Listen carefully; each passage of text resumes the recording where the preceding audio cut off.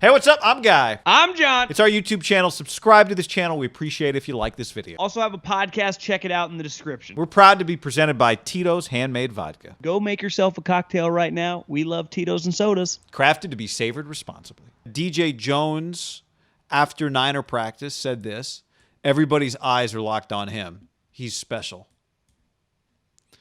And we'll talk about this maybe more on the podcast. This is the same thing that other people say. Mike McDaniel, very complimentary after practice today. D'Amico Ryans, very complimentary. There's a teammate. Everybody's eyes are locked on him.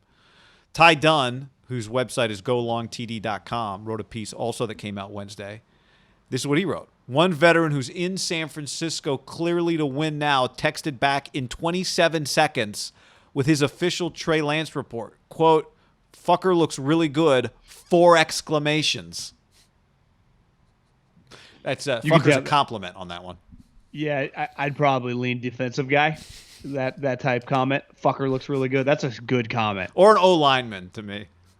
That would be a comment that would like thrive in like a McGinn article about a draft prospect or a Sando article about the tiers. That guy might be a future coach, right? That whoever that player is. It feels very like future coach. Yeah, who could that be? Could be Alex Mack. That feels, Could be Mack. Mackian. Definitely could be Mac. Yeah. Yeah, it feels Mackian. But again, this is we show this is not everybody has the ability. Although there are plenty of fans there, they get to see it too. But back to your original point, like this is what's happening right now. It's a real thing that's happening right now. It isn't a big thing that coaches often say that you just can't fool players, right? For a while, you can do something. You can coach a certain way. You can play a certain player. But eventually the players, they're the ones on the field, on the court, on the diamond, wherever. Like they're in a team sport, you are dependent on other individuals. So if you just have half a brain, you can just scout who's better and who's not, right? That I think I'm trying to think back the last several years, and we've been lucky, right? Had from Lamar to Baker to Sam to Josh Allen to the Carson Jared Goff year to Kyler Murray year to the year last year.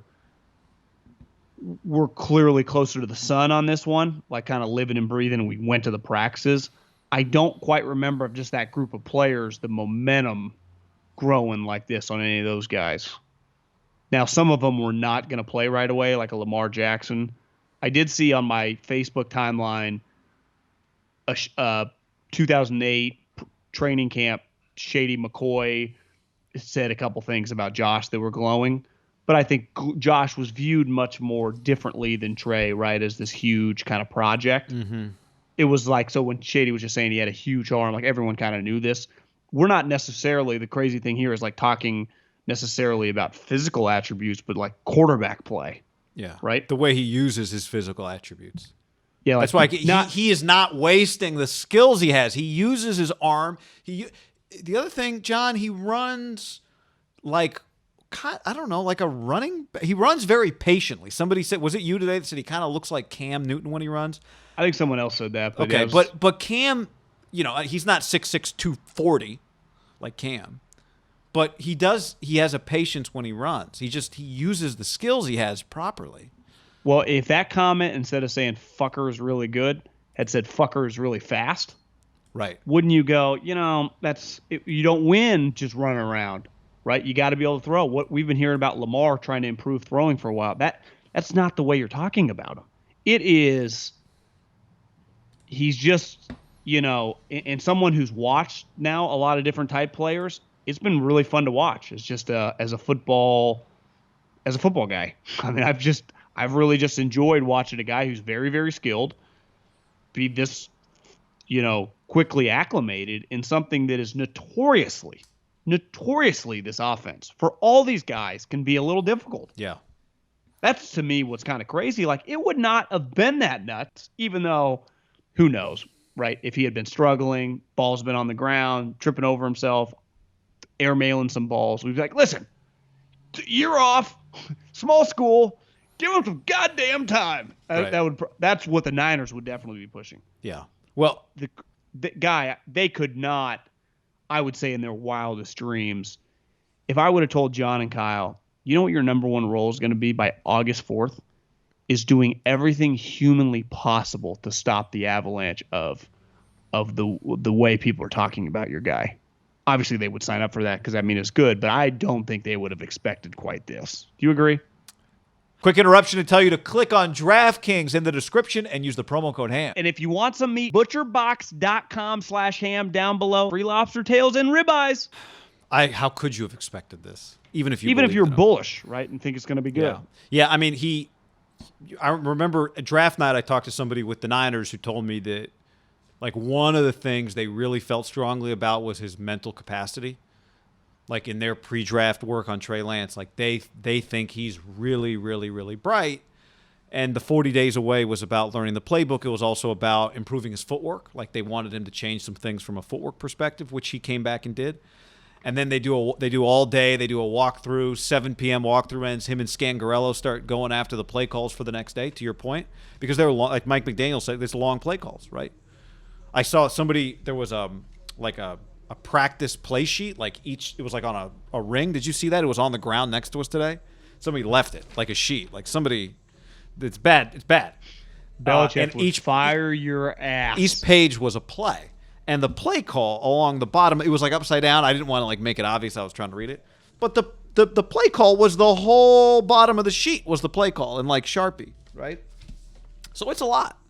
You remember the old Matt Ryan, exit to east, right, nasty, can 2, scat 3, both hammer or something. I don't even know what. Because isn't the knock on most of these guys that come, hell, out of Oklahoma, it's like left, right, red. You know, it's like that's what it is. Well, there's a little transition. Not to keep going back. Well, like here's a transition that Mike McDaniel mentioned today. For Trey Sermon, it's different as a running back when you didn't play in an offense where they snapped the ball from under center. Because when they snap the ball from under center, you have to listen for the snap count. When you're in a shotgun next to the quarterback, you just wait for the ball to come out and then you do whatever. You can just look around, then the ball comes and you do your thing. Because you can't take off before the ball's in your guy's hand if he's handing you the ball. So It's an adjust. He just said it's an adjustment. Like there's all these little adjustments. I never even thought about that. I didn't either. It was a great point. Little details. It was a great point. So, yeah, I don't take our word for it. Just read some of what these guys are saying. I mean, take our word for it too, but do both. Take all the information in.